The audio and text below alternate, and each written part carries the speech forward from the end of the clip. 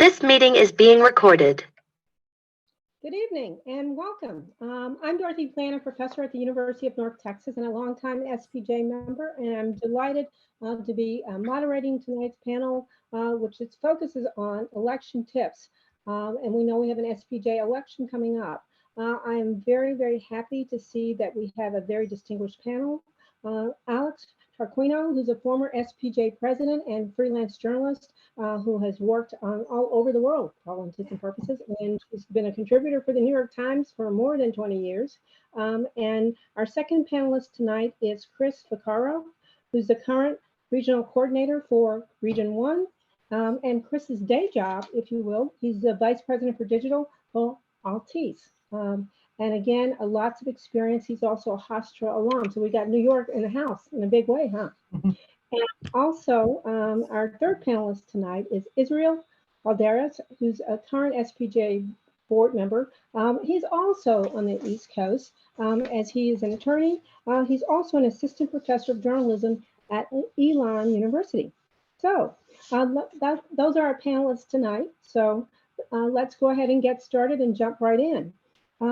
Alex, maybe we should start with you and tell us that you wore a number of hats at SPJ. Can you talk a little bit about how you sort of get on the ladder and share what the various roles and responsibilities are? Yes, I've actually, I think I've lost count of the number of hats I've worn. I've had to joke sometimes I've worn more hats than the Pope. But started out at the chapter level, spent a lot of time working up the ladder there, eventually served as chapter president before deciding to run for the national board. And one thing I think people do want to hear about today, this is billed as kind of a how-to session for people who may be thinking about running. So I'm going to rephrase the question a little bit to talk about how you run, and in the course of my answer, hopefully will people get an idea about why to run. Because actually in the last few years, since I finished my term as the national president, I also served as the nominations chair before my current role is I'm the bylaws chair. So the nominations committee will guide candidates through the process. There are several steps and deadlines you have to make, filing campaign statements. Something that we started in recent years is actually doing videos. That started because, of course, with the pandemic, we couldn't all meet and do our speeches in person. And, but I have guided people through this process on the nominations committee. And my first word of advice is always to think about why you are running. And there's no one right answer. But before sitting down to write your campaign statement or to record a video, the first step, I think, is really digging deep into the SPJ website, and it is very deep. You need to learn about the society's programs, issue statements, the history. And once you absorb that, you pay particular attention, of course, to the key issues that leaders are grappling with now. Once you've absorbed all that and you think about why it's important for you to run, then formulating your campaign statement, deciding what you want to, what's your quote unquote platform, that should be a breeze. It's a matter of absorbing it, looking at what we do, the opportunities you have to serve, whether it's advocacy programs, education, and then just once you figured out what your take is on it, that's why you should run. Okay, well, thanks for sharing. Israel, I mean, we've got quite the span in terms of age and region. So I'm really curious as to what your thoughts are, knowing that you're a current SPJ board member, and tell us about your involvement with the organization and your why. Sure. So I have been off and on an SPJ member, first when I was a journalist, and then when I became a professor at a previous university. I thought it was important that students knew about SPJ. There are lots of organizations out there. Certainly, I've been a member of NAHJ, and you know, again, for journalists who are Latinx or journalists who are African Americans, there are organizations for them. For me, SPJ is one of the broadest organizations with a mission, and the mission is to make sure that it is fighting for the First Amendment, for the rights of all journalists to do their reporting, and then to do it in an ethical way. And so for me, those two principles is why I encourage a lot of my students to join SPJ. And then I had a good friend, Rebecca Aguilar, who I've known for the last 10 years. We go all the way back to NAHJ and as reporters in Texas. She said to me, I'm planning to run for president, and I need your help. Will you just tell your students and the people on social media? And she had her why, just like what Alex just said. What is her why? And for her why was, SPJ strong, SPJ chapter strong, and making sure that people understand SPJ is a broad national organization, but its strength is really with chapters, whether you're in Washington, D.C. or New York, Fort Worth, Houston. There are local chapters where local journalists can get together, right, with like-minded people and to talk about what's happening in their community. And I liked her why. I liked what she wanted to stand for. And so I started out helping her, supporting her first as president-elect, and then as president-elect, playing a role in participating more in what was happening with SPJ, what is happening with internal deliberations, what are they concerned about, what are they dealing with, what are they placing as a priority. And as I was part from an outsider perspective, right? I can notice things that I would say, look, those things need to get better. They need to be fixed. We need to prioritize our members, X, Y, and Z. And so that's how I got started wanting to be part of the national board. And so when Rebecca became president, she appointed me to an at-large position. I didn't run for that position. I was appointed, and that's a one-year appointment, contrary to the other at-large board positions, which you run for those, you are elected, and those are for 2 years. So for me, it's a one-and-done thing that I get to be appointed, and then after Rebecca leaves her presidency, I will also leave from the board. And then with that, when you become a board member, you have other responsibilities. So you may be placed to chair a committee. You might be asked to serve on a task force. You might be asked to be a liaison. So it's not just that you're on the board, but you're going to be an active participant in other areas of SPJ. For me, because I am an attorney and I am a former journalist, I happen to be chair of the Legal Defense Fund. And the Legal Defense Fund has the mission of making sure that we can provide money to individuals who need it if they find themselves in a lawsuit, either defending their reporting or trying to get documents. And then we also work with other legal organizations to see where SPJ can lend its name, its power, its prestige to other lawsuits. We call those amicus briefs filings around the country. And we're always looking for lawsuits that will advance the rights of reporters to do their job. And so that's what I do. I'm the chair of the Legal Defense Fund, and I'm on the board. Thank you for sharing. You also spoke briefly about the importance of engaging young journalists, particularly student journalists. Can you talk about those opportunities that you see for particularly student and young journalists? Sure. Well, SPJ has student chapters. Here at Elon, we have an Elon student chapter. And what you do as a professor is you try to engage students early on. We all know the data. Fewer and fewer people are signing up to major in journalism. So what we try to do as journalism professors is early on give them the why. Why is journalism important? And now more than ever, I tell them, journalism is important because we are making sure that we are defending democracy in the sense that we want to make sure that people are informed so that they can make a decision. And if they make a decision, right, the theory goes that democracy is healthy. Not that we are pushing an agenda, but that we want to make sure that, as the Code of Ethics says, we report the truth, right? We seek the truth and report it. And I have found that when you give students sort of that why, that mantra, that vision as to why journalism is important, they're excited. They're excited about what they do, about reporting locally, and then by becoming part of something bigger, right? Something greater than themselves. And that's what SPJ is. SPJ is an organization made up of people who really are passionate about storytelling.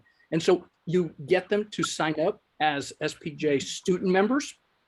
And the hope is that they will remain part of SPJ long after they leave college, that they'll continue to get involved at the local level. They will also get involved with the organization. We have for example, a board member right now, Danielle Ibarra, who was a student member at NAHJ. She got involved with SPJ. Now she's on the board. She ran for the at-large position, and she's a reporter in Tulsa, Oklahoma. I see her 1 year from now, a couple of years from now, being more than just an at-large member, because she's passionate. She's a leader. And so what you do is you try to encourage people to take on these leadership roles, to be themselves, to bring what they have to the table, because what they have, their story, will strengthen SPJ and then hopefully stay with SPJ throughout their careers. Thanks so much, Israel. Chris, let's talk about you and your why for SPJ and your role, because you're a regional coordinator, which has a completely different roles and responsibilities. So let's talk about what that role and responsibility looks like. Well, Alex and Israel touched on both of my whys. The first being, I've always been tied to the local chapter. So I get my DNA, my chops, my upbringing from the Press Club of Long Island for almost 15 years, being involved at the local level as a past president, as someone who's voted at national conferences, as someone who's advocated for the journalists in a specific region. But what Israel said, he almost took the words right out of what I said last week at a Press Club event. I always believe that the SPJ and PCLI, Press Club of Long Island, are bigger than myself. I am never too big. Nothing is more important than these organizations for the sake of the growth for the industry, the advocacy for the journalists, the ability to impact student lives and their growth and their trajectories. All of that fuels me every day. So I was actually appointed to the regional coordinator position. And then I ran for election for the rest of that tenure stint a year. And then I'm going to run again for another 2 years coming up this year, because I love the communication between the pro chapters. I love stringing together and highlighting everything we're doing in a regional perspective. It doesn't matter if you're in New Jersey, you might care about Connecticut. You might be able to do a Zoom event in New York. Maybe you want to drive down for the event that the Deadline Club is having. Maybe you're inspired to host a similar event like the Press Club of Long Island.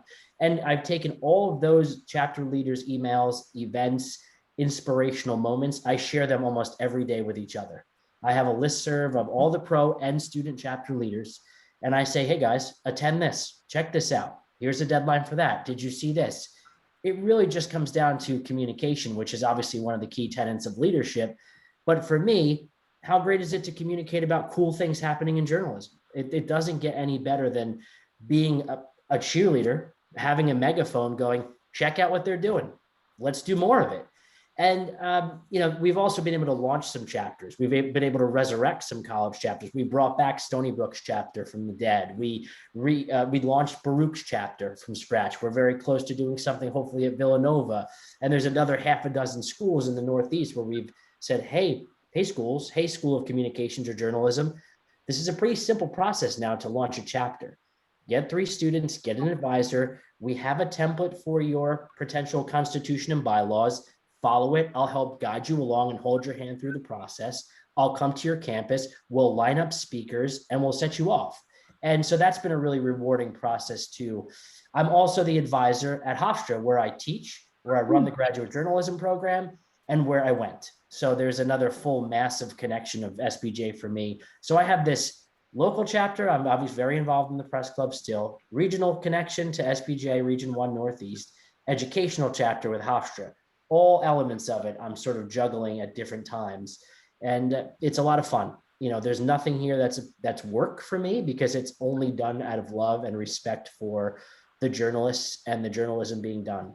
And the regional coordinator position, more directly to your question, it just comes down to facilitating communication, offering feedback when possible, being a voice when folks need help with advocacy, and sharing ideas amongst the groups for the sake of stimulating better growth out of their chapters. Thank you, Chris. I see a note in the chat, and I just want to remind everyone again, if you have questions, please put them in the chat. We'll be happy to answer them. And I just want to go directly to Grace Marion's question. And she asked, how do we get on the listserv? It's just simple. Send your email here and I'll throw you in my list. It's just really sharing ideas and events for the region. But if you just put your email there, or I'll put my email there, how about that? Yeah, it'd be great to put your email in there.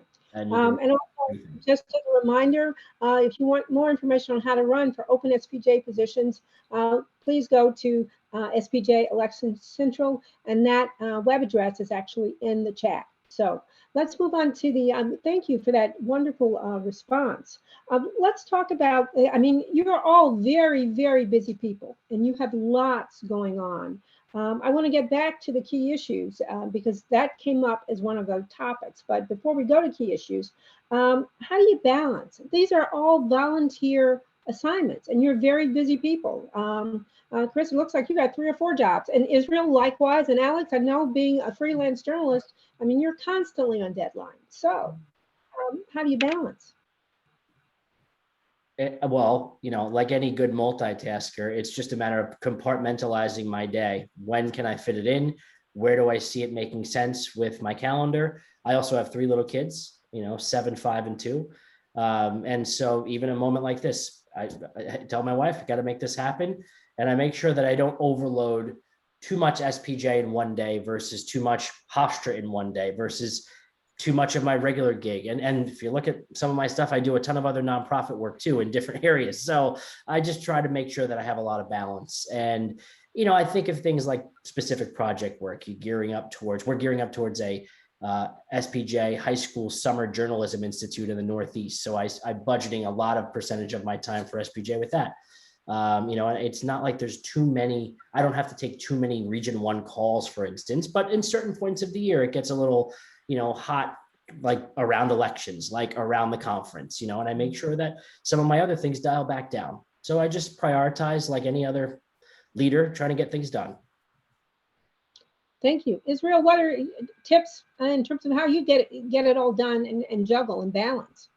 Yeah, when I got here to Elon, I got to tell you, and people will tell you this, maybe at every university they tell you, but at Elon, it is like hyperdrive around here. I am a tenured track professor, which means I need to serve the 3 gods of the academy, right?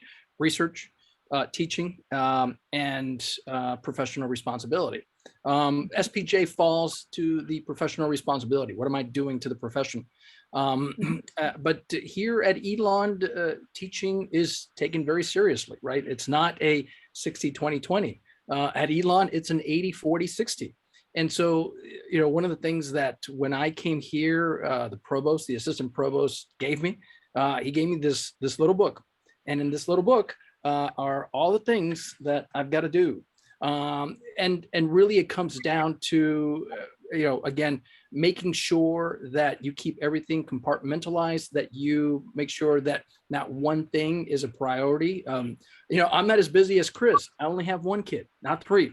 And she's 8 years old and she takes a lot of my time. But at the same time, SPJ can serve the other gods, right? SPJ can serve the teaching God. SPJ can serve the research God. I teach First Amendment law. And so for me, a lot of the things that SPJ is doing, both in the courthouse and in the newsroom, I use as material in the classroom. Sometimes, internal deliberations as to the controversies surrounding what SPJ is doing, that's part of my teaching when it comes to media ethics. Media ethics is one of our key issues at SPJ. Sometimes it's not a very popular thing for us to advance, certainly at the academic level. A lot of the things that SPJ stands for, it's not always adhered to. So certainly being part of what we call the pedagogy, right? The curriculum, it serves. So I think I'm able to find SPJ in all the areas, not just keep it into one separate piece. Okay, thanks for sharing. Alex? Well, your question's a lot like the life-work balance that we hear a lot of. And that's very particular to each individual situation. I mean, for example, I work from home, so I'm able to schedule my professional and volunteer work, when it suits me. Up to a point. Obviously, everyone has deadlines. And I often do the SPJ projects on weekends, although not always. Now, if you work in a newsroom, and I have done SPJ also when I was a full-time newsroom employee. I used to work at the Journal and at Forbes.com, but people go back far enough. And with many COVID restrictions, many journalists who have been working from home will return to newsrooms. So that's a little bit different. You obviously need to be more careful and pay attention. If you do need to respond to SPJ emails, or you're on your chapter board, your chapter has a big event coming up and you're getting emails and phone calls, or you need to attend meetings, obviously common sense. You just explain this to your boss, and hopefully you'll find that your workplace is supportive of SPJ. That varies, but a lot of newsrooms and a lot of news managers will be supportive. In fact, I remember until very recently, the National SPJ Secretary Treasurer was working in a television newsroom. And that's a very high pressure environment. I remember seeing her literally carry her laptop around the newsroom during board meetings when she had to go speak to someone for work. So you find a balance when you're in a newsroom, and just make sure that your employer understands and is supportive of the volunteer work that you do for SPJ. Okay, thank you. I want to go back to the key issues piece, in part because we're grappling with a lot. I mean, obviously, we're looking at the coverage from Uvalde, and some of the story. I just saw a piece from Richard Prince on journalism's about bikers, and I'm curious as to the key issues that you see emerging for the upcoming board, and what for people who are considering running. What do you think are the top 3 issues facing SPJ? And we can start with Alex, and then go through the others on the panel. Well, I mean, one of the areas where I think SPJ has made a lot of progress in recent years, but there's room for more, is the diversity within SPJ itself. Obviously, these are elections, so all we could do is encourage people to run. But I think it's very important, both at the electoral level and the national board and the regional coordinators, and also just within our membership, for the same reasons that it's important to have diversity in our newsrooms. It's vital that our membership, just like with newsrooms, reflect the diversity of the nation. So I would put that as maybe the top, and it's obviously a goal, major goal of our current president, since she's the first woman of color to serve as the national president. Another big thing we're going through, and if anyone is thinking of running for the board this year, you should be aware that once again we're looking at a modernization process for the way that SPJ is governed. We've had a few of these in recent years that I've been a part of. Almost 10 years ago, we went to 1 member, 1 vote for our elections. Before that, it used to be done by a delegate system, which, bear in mind, SPJ was founded in 1909. So many of our processes are venerable, but do require some updating because obviously technology has changed, particularly in the last 10 or 15 years. So that's another thing. We went from 1 member, 1 vote for our board and our regional coordinators to changing the size and dynamic of the way the board works. That's too technical to get into here. But now we're also looking at a new process for creating resolutions at convention and bylaws amendments. And again, that's too technical to get into now, but if someone is thinking of running for the board next year, it's an important issue for them to study, I think, on our website, and look at the recent town halls about this. Let's see, and you asked for 3. Well, advocacy is really close to my heart. That's why I got involved with SPJ in the first place. I did a lot of advocacy at the chapter level. I was on the chapter board and president of the New York chapter during the Occupy Wall Street protests. We went and met with the police commissioner in New York City to discuss, the relationship with the journalists there. access to information. I served for many years on the committee that Israel now chairs. So I'm very familiar with what he's already been through, the LDF committee, looking at the amicus briefs, for example. So to me, that's close to my heart. And that gets back to the why you're serving. For someone else, it might be more about the training and education. But for me, that press freedom advocacy was really close to my heart. Thank you. You mentioned press freedom. Israel, I want you to weigh in as well in terms of what you think top 3 issues are. Let me just launch off of what Alex just said. I think the fall elections will be a trial run. It will be a trial run for individuals who really want to suppress how people vote in America. We are already seeing sort of whispers as to campaigns, as to what will and will not be in the open when it comes to people working in precincts, people working at these voting booths. And I think we're going to see a trial run in the fall where journalists will be kept away from what would normally be public access, access to people, access to voters, access to how people count the votes.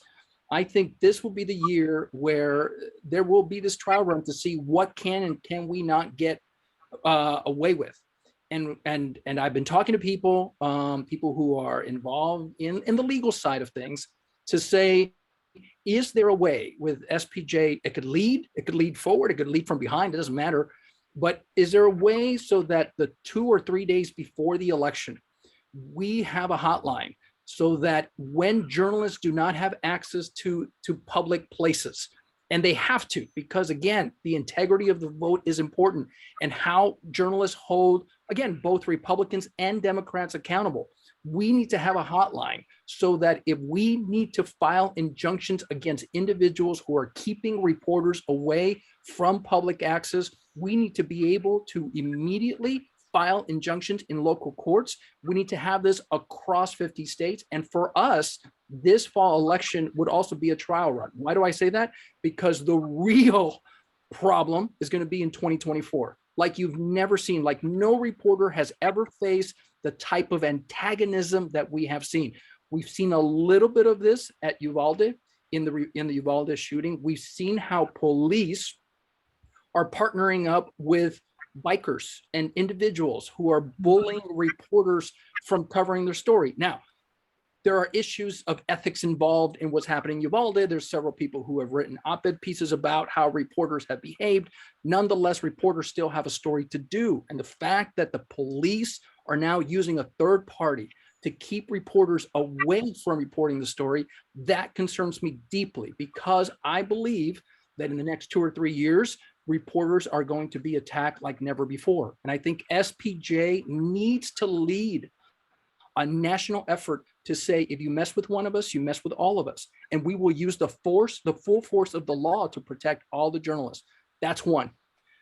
Two, I'm sorry if that's too much. We're going to have to keep it moving. So yeah, and I apologize for that. So and let me just, instead of 3, let me say, and 2, I think SPJ is going to have to ask itself, what do we believe in when it comes to the First Amendment? The First Amendment is not always a very popular thing to defend. I'm on campus. I know a lot about that. But certainly the idea of balancing the equities of when it comes to what we can and cannot report, what do we do and what we can't do in the newsroom, those are challenging issues. And SPJ over the next 2 or 3 years is going to be challenged to go, how much of an absolutist under the First Amendment does an organization believe? And I think those are going to be important conversations to have.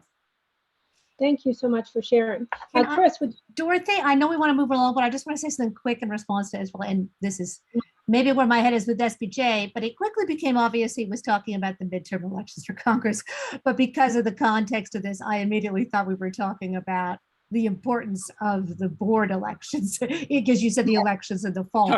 Yes, yes, by the way, I'm talking about— they're important too. Yes, I'm talking about the midterm elections. But you very eloquently talked about the case for SPJ being involved in the real world press freedom advocacy and made the connection because defend both report- fall elections are important for that reason.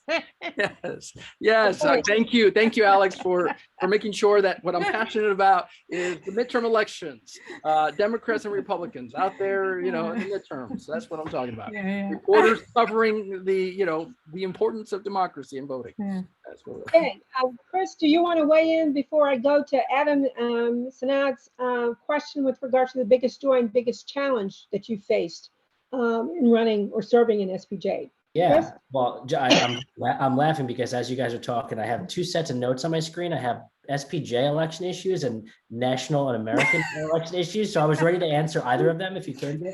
But SPJ, okay? so biggest challenge, I mean, getting a lot of people involved and making sure that everyone follows suit in that same passionate level of, well, if they're doing it, why aren't they doing it? Or why can't I get these schools to launch something? Or why aren't all the other regions acting like this? It's very difficult to get a critical mass of passionate leaders all doing the same thing. When we do that, when it happens, it's beautiful because everyone's marching in the same way. We're all doing it for the love of this. And so the biggest challenge is how do we create more of those passionate leaders that want to do the same thing and succeed together while advocating and while educating. It's moments like this. It's constant outreach, constant communication, having events where people can be exposed to the good things that SPJ does every day. I think it's just a matter of building the next generation of folks that can be on boards and on leadership committees. So if you're not going to run for election, get on a committee, start small. So yeah, I think the challenge is just having a lot of folks to march in the same direction. And I've seen it though. I mean, even if it's getting 5 people to do something, I've seen Adam up in Massachusetts be so aggressive with the membership committee and make change and launch a chapter in Puerto Rico. And I've seen us in the Northeast do this high school journalism institute from nothing, from just an idea. Now we have STX grant funding. We have 5 instructors. We have 16 students. That was nothing, but it was like-minded people who were passionate and came together. So yeah, the challenge is always, how do we keep it going? How do we get more folks to love this stuff? And it's conversations like this. Thank you. Alex, I'm going to ask you to speak to the greatest joy and challenges in terms of serving on the board. Right. Well, I mean, the greatest challenge was obviously the year that I was president. People underestimate, I think, how many emails you get, how many phone calls. It really is actually the responsibility of almost a full-time job to run for president. And I don't mean by that, I don't mean to scare anyone away from it. It's very important to have people of your committee coming up and hopefully serving that position someday.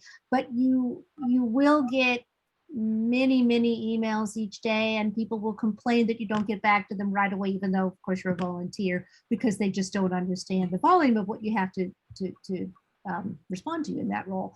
Now the greatest joy, that's a little bit like picking your favorite child, your favorite pet, because I've had many wonderful projects I've worked on. I think if I have to pick one, I'd say that in my year as president, I coordinated with many other journalism organizations and free speech groups, PEN America and Reporters Without Borders. And by we, I mean SPJ, got our first grant from Craig Newmark to host a forum about disinformation. We brought together leaders from many different groups, and we learned a lot about disinformation. This is a few years ago, so it was a newer topic at that time. Also just make great connections that I still have today with folks at other, well-minded groups. So I'd say that's, if I have to pick one, that's my favorite. Okay. Related to that, Alex, sometimes people wonder, what does it cost you to serve as the SPJ president? Isn't there a stipend? There is a stipend, and hopefully someone will, I don't know, Israel or someone, if someone knows if the figures have changed since I was on the board, because this has been a few years since I was in a stipended role. But it graduates up, I think. And by the way, the stipend is meant, it's a non-paid, it's a volunteer position. The stipend is meant to reimburse board members and regional coordinators for verified, documented expenses. In other words, if you travel to an event, if a regional coordinator travels to an event that a chapter is producing, or a board member has to travel an event to represent SPJ, it's not payment. You do have to incur the expense and then document it. It's just like an expense report at work. And it's, I think, 2,500 for a board member. Oh God, I'm a little embarrassed to say the figures because I Alex- don't want them to be Alex, wrong. Is that correct, Israel? Rebecca put it in the chat. Okay, For president, it's 10,000. yes. For president-elect, it's 4K. And then for regional and at-large, it's 1,500. Is that right? 1,500, that's right. That's right. Does that sound right? Chris? That's vaguely what I remember. I don't think it has changed in recent years, but I never like any good reporter, I don't like to be quoting figures without knowing them exactly. So that covers many of your expenses. So you shouldn't have to pay out of pocket for expenses like, like attending events or traveling to an event if you are representing SPJ. But it's like any stipend, you might have to balance. If you have multiple requests, you might have to balance which ones you can go to within that. And I would imagine in the last couple of years, those haven't been used in their entirety because of COVID. But fortunately, knock on wood, we are coming out of the COVID pandemic, and board members and RCs will be able to travel more to represent SPJ. Thank you for sharing that insight, and that's good to know. One question I see in the chat from Anna Alvarez, the question is, do you feel like a person should be well known among SPJ in order to run for a board position? And I'd like to hear what you have to say about that. And members of the panel, who'd like to jump in? Chris? I can jump in. You don't have to be well known.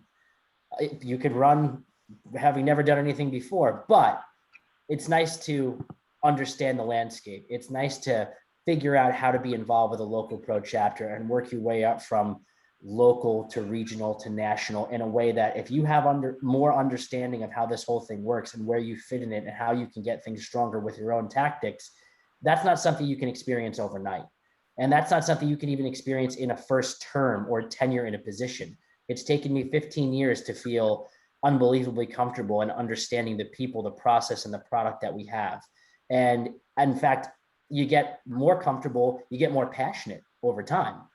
So yes, you can run off the street and just have a journalism background and say, I want to be involved and throw your name in the hat by all means. But I really like the folks who jump in and say, let me get involved in a committee. Let me experience that for a year.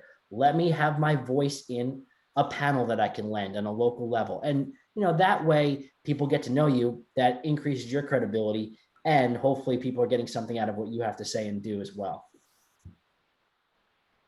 Thank you. Let's talk about what each of you have. Alex, you had Dorothy, I don't want to speak to that. You don't have to be well known, but obviously when you decide to run, obviously, hopefully by the end of the campaign season, when it comes to the election, you've made some attempts to put your statement out there on social media or whatever. You don't have to be well known to jump in.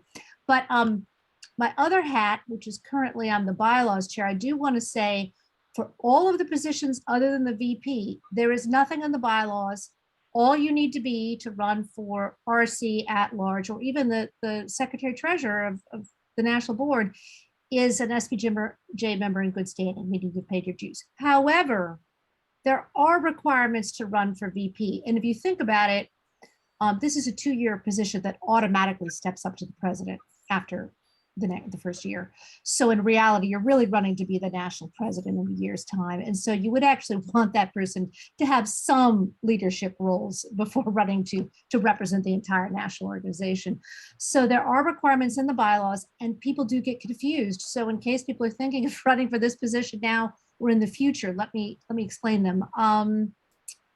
To run for VP, according to our bylaws, you can either be serving or have served as a member of the national board or the foundation board, or have served as a chair of a national committee, and those are appointed by the president, or have both served as a chapter president and have served as a member of a national committee, but you don't necessarily have to chair it. So there's some flexibility there. There's 3 pathways, and I imagine these rules were set down long ago, but they make sense. Many of the SPJ presidents have been on their chapter boards or have been even a chapter president, but not all, and not everyone lives near a chapter. So you would never want to make that a requirement. because that would exclude those people who don't have a chapter. And likewise, not everyone can be serve as a national committee chair, but they have to take one of those three pathways to qualify to run for VP and ultimately the president of the whole deal. Thanks for clarifying the pathways to the VP and ultimately the president. And let's talk about what each of you have gotten out of the experience of serving for SPJ. Sure, I'll start. I think I've gotten a couple of things. The first, I think my hope in journalism has been renewed. I talk to people every day, whether it's freelancers or full-time journalists or academics who understand the importance of journalism in America and around the world. I just got off of doing an interview with a reporter who did a story for USA Today on the Xinjiang police files. These are secret files that were released to the public involving what's going on with the Uyghurs in China, right? That's a huge issue. But then I've got a lot of local reporters too, like one of our board members who, works in Tulsa, is doing phenomenal work there. I think when you are a member of SPJ, you are part of a fraternity of individuals who really, really care about being out there, right? About holding these ideals of what does it mean to be a free press with high regard. And so for me, I've gotten to say that what we do matters. What the First Amendment is and represents, not just in America, but around the world, it matters. And so for me, that's the exciting part. The other thing too, and again, as a side note, it's this idea of where do we stand in America today, right? What is the role of journalists? Are we going to be activists? Are we going to be umpires? Are we going to be involved in what's going on in America? Are we going to be the people who try to be in the middle and to hold people accountable? But again, we're more of arbiters, right? We're not playing the game. These are important conversations to be had. And SPJ is sort of the newspaper tree, right? The place where everybody comes to have these conversations. And then finally, to say that SPJ has been here for 100 years and is going to be here for another 100 years. And we're just trying to make it a little bit better every year with everything we do. Thank you so much. Making it better, indeed. Chris or Alex, what did you get out of SPJ when you think about it? I mean, you've both been involved for years and years. So I'm curious as to why you keep coming back. Alex first. Well, I'll try and be concise because I know we're getting towards the bottom of the hour, but like any professional organization, their paramount values are networking and keeping your skills fresh. And, we did all the wonderful things, which I took a lot from. I talked already about the advocacy and the events, but thanks to SPJ, I've also met many journalists that I would never have crossed paths with otherwise. And SPJ also sponsors many training and educational workshops. And I both attended and moderated those, but as the technology changes and the ideas and approaches we have to our profession change, that's how you keep up, as you go through your career from early stage to mid stage to late stage. Not quite there yet, but that's how you keep current and really valid. And I absolutely love providing the professional development opportunities that we build, the panels, the workshops, the discussions, the 4 regional conferences that I've co-chaired, this high school journalism institute this summer. The more people can learn and grow and talk about journalism, especially from the student perspective, that's very fulfilling. And that's the professor in me coming out. But the fact that we can do that under the umbrella of SPJ and uphold the values of a national historic organization at the same time, very special. From a local perspective, I helped build the Long Island Journalism Hall of Fame. I helped build a historic marker program where we put historic markers in places of historic significance in Long Island journalism history. I mean, there are millions of people that have driven past the signs that I've put up to talk about the place where Newsday first published, the place where William Cullen Bryant lived, the place where the first paper in the Hamptons was ever published in Long Island history. So the historical impact and educating people on who we are now and how we got here in the scheme and the idea of journalism, it's priceless. It is everything for me in my experiences with SPJ. Thank you so much for sharing your passion and your wisdom, and I commend you for the work that you're doing with the high school journalism workshop. We have a similar project here in Texas. I see a question from Marion, and the question is, can you run for more than one committee or for an at-large position and a committee, or just one or the other? All of the above. That's the short answer. Okay, Yeah, just get and them. you run for the, you run for the national board, and then you will be part of a committee. Or if you don't run for the national board, and Rebecca, the current president, did this for me even before she was president-elect. And, it used to be that the same people kind of were part of committees. And when she came in, she was like, I want to bring new faces. I want to bring new people. So she put a rule that if you had served previously in committees, please step aside so we can have new members come in. And that's how I became part of the FOIA committee. It's a very popular committee. You have amazing people doing great work, but she was kind enough to say, why don't you get in there and do some work? And we did some great work for Sunshine Week, and I got excited, right? So for new members, I would say, I know Rebecca's doing this, and I know the incoming president, Claire Regan, she's going to be doing this. We're trying to bring in new blood, and we're trying to plug you into committees. So it's not just the same old people, but let's let the newbies come in.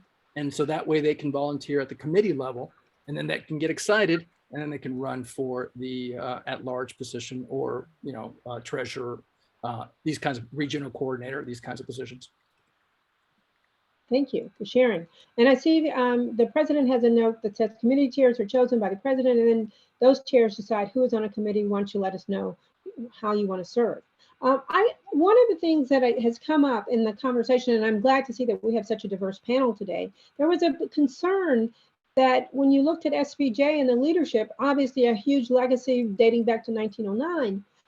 At the same time, the concern was that people of color didn't always feel welcome in SPJ. Can you speak to how important diversity is in terms of SPJ's current agenda? And what are your takeaways, or what advice would you give to people, particularly people of color?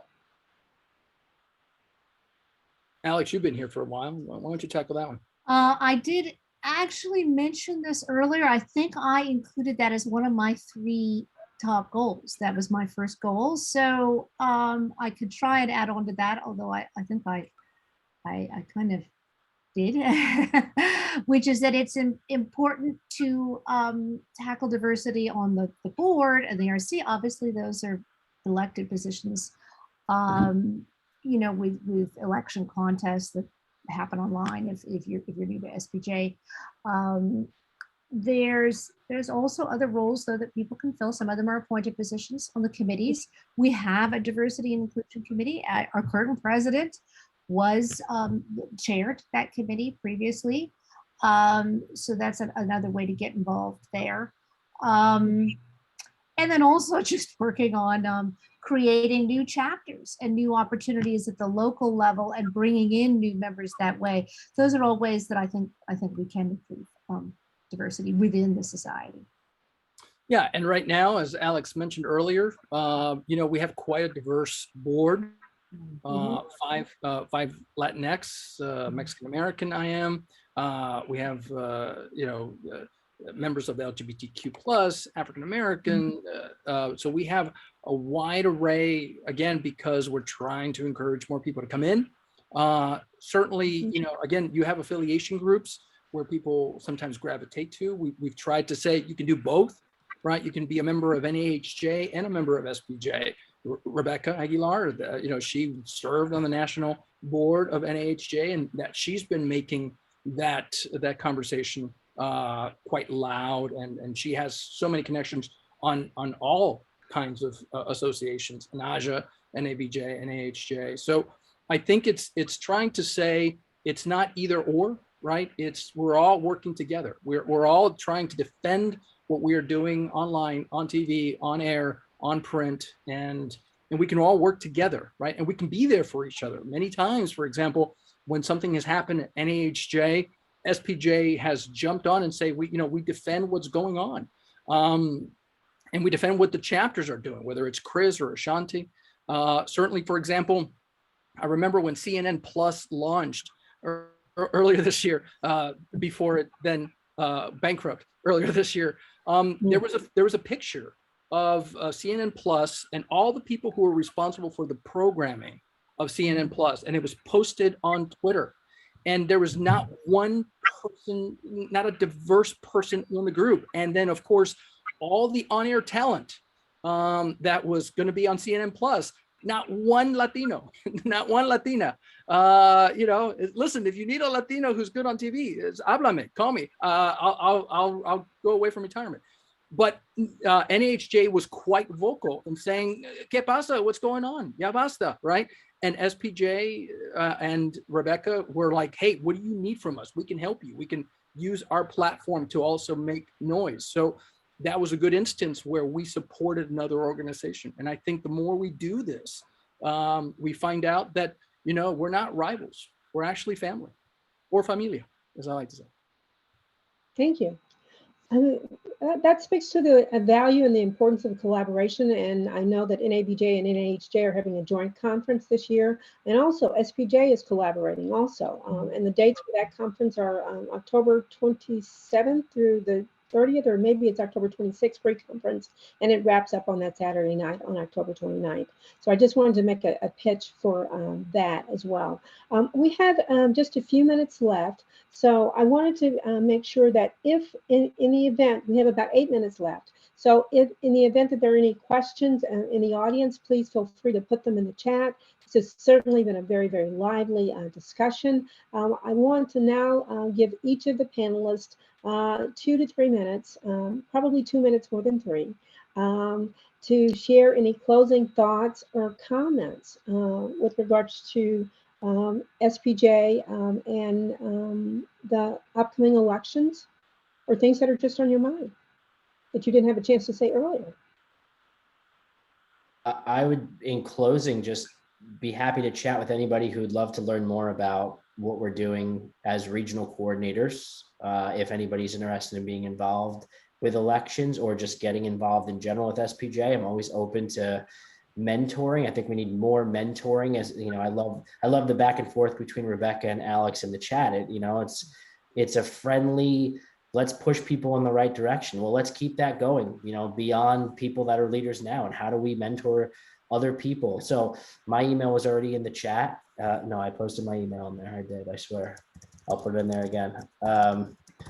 And would love to be able to just chat about, goals, and anybody in the Northeast that wants to do other things related to SPJ. I'm always all ears and eyes, and would like to help. And, follow your instincts and your spirit. If you want to be involved with something that's bigger than yourself, if you want to be able to give back, if you want to advocate on behalf of the industry and the people around you and your newsrooms, this is the place to do it. Don't just talk sort of aimlessly on Twitter with your feelings. If you have something that you'd like to say, do it with a lot of people that have the same minds and the same spirit, and have a national organization at your backing. Yeah, let me talk about the duties and responsibilities of being on the board for just a moment. This is from spj.org. This is I put a link to the chat. This is sort of you want to be a member, you want to be a leader, here's how to do it. I think the most important thing that people need to know is this line right here. It says board members and regional coordinators are trained in the legal and fiduciary duties of their positions, which, if followed, are the best protection should a legal concern be brought forward. What does that mean? When we're talking about board members of an organization, you have a legal responsibility to act in the best interest of that organization. not a president, not an at-board member, not an executive director, but the organization as a whole. And that legal responsibility, by the way, comes from case law. Our organization, we are based in Indiana, but we are chartered under Illinois law. And there's tons of case law that talks about what are the responsibilities of board members. And these are it, right? These are the duty of care, right? You have to exercise this duty of care. You have to be informed. You got to participate, right? You got to know what the law is. Loyalty. Loyalty is the hardest thing that I have seen that people don't understand. And that is, your loyalty is to the society first, not to your own interests. Not, if you want to do something because you think it's the right thing to do, that's not what's at stake here. What's at stake is the society. So if you decide that you want to be part of an organization, wonderful. We want new faces, but there is a legal responsibility, and you need to know that, and you got to take it seriously, because it's in the best interest of the society that you take fiduciary duties to heart. Thank you. And thank you for sharing that screenshot. Alex, I think we'll wrap up with you. We've Yes. got 4 minutes left. And so all yours, former Madam President. Thank you. Well, first, I encourage everyone who's interested enough in serving on the board to attend this session to take my earlier advice of immersing yourself in the website, learning more about SPJ's history and programs, and the key issues that the leaders are facing today. Many board members have served on chapter boards before deciding to run for the national board, and I think that Israel just did a good job of summarizing the duties of serving on the national board. It's really quite a different experience from the typical chapter board member experience. Chapters require doers, basically. Whether they're keeping the books as the chapter treasurer, planning events, writing for the website, because if they don't do it, it doesn't get done. The national board relies on the staff to take care of most of those things. So the board's job is really decision making. You need to immerse yourself. You need to do a lot of reading and reflecting, become informed on the key decisions facing the society and also facing journalism, our profession today, so that when it comes down to it and the board needs to make an intelligent and informed decision, you are ready. And that process really begins when you decide to take that step of running for office and you immerse yourself in everything SPJ in order to formulate your platform and write your campaign statement. Okay, so I hope that we've encouraged some and challenged others tonight to get involved. And I want to give a round of applause to our wonderful, wonderful panelists. Let's give them a round of applause. Israel, Alex, and Chris, we could not have done this without you. And we also want to say thank you to the audience for tuning in tonight, because we hope that you've been inspired and we'll see more candidates, because every SPJ position should literally have some competition. So again, thank you all, and we're going to wrap it up. It's 6:59. So again, and thank you, our current president, Rebecca Aguilar. I'm just going to give you a shout out. You are a UNT alum, so we're very, very proud of you, and you're a trailblazer. So again, thank you all. Have a wonderful evening, and thank you, Ashante and John, for your help on Zoom. Good night, all. Good night, everybody. Good seeing you all. Good night. Thank you. Take care.